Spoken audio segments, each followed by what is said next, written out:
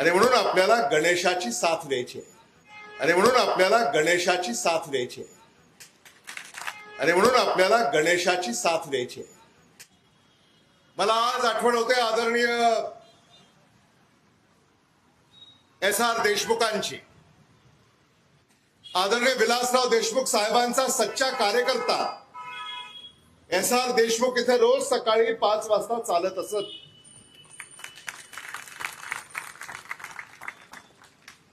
इथल्या दुकानाला जरी विचारलं एस.आर. देशमुख कोण आहेत, तर ते दुकान सुद्धा सांगेल एस.आर. देशमुख कोण आहेत. एवढंच काय, इथली हवा सुद्धा हे सांगेल एस.आर. देशमुख कोण आहेत. ते माझ्या समवेत सुद्धा ते कार्यरत होते. आदरणीय विलासराव देशमुख साहेबांची निवडणूक असो, आदरणीय शिवराज पाटील साहेबांची निवडणूक असो, आदरणीय दिलीपराव देशमुख साहेबांची निवडणूक असो, माझी निवडणूक असो, त्या सगळ्या निवडणुकांमध्ये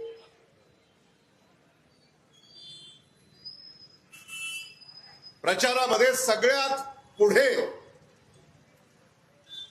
असणारी व्यक्ती म्हणजे आदरणीय एस.आर. देशमुख साहेब. मी त्यांना एके दिवशी विचारलं की अहो तुम्ही रोज इथं चालता. हो म्हणाले, मी रोज इथं सकाळी चालतो. आमचे अनेक मित्र माझ्या बरोबर चालतात आणि अगदी चालता चालता सुद्धा या परिसरातल्या ज्या काही समस्या आहेत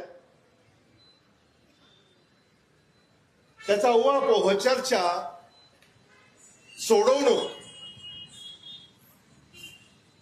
हे ते करत असत.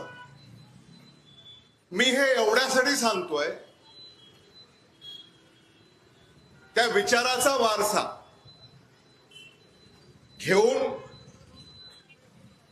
माझा एक तरुण सहकारी गणेश एस.आर. देशमुख हा आपली सेवा करण्यासाठी या लातूर शहर महानगरपालिकेच्या निवडणुकीमध्ये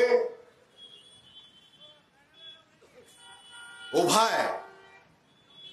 विकासाचा वसा तरी उराशी बाळगलेला आहे.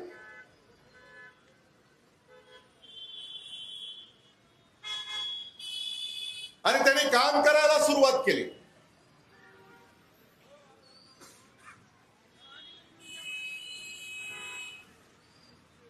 तेव्हा तर निवडणुका कधी होतील याची चर्चा सुद्धा नव्हती.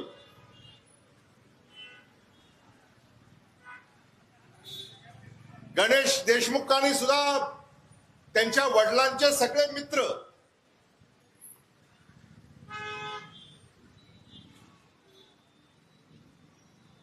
त्यांचे सहकारी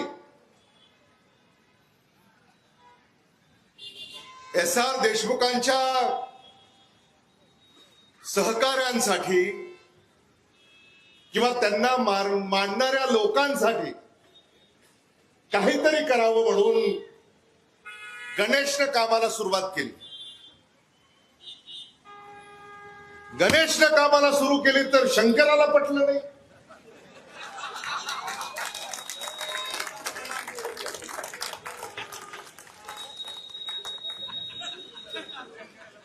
असं होतं का कधी?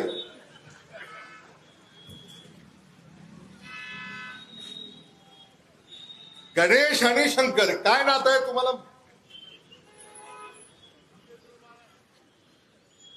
कल्पना आहे की नाही तुम्हाला?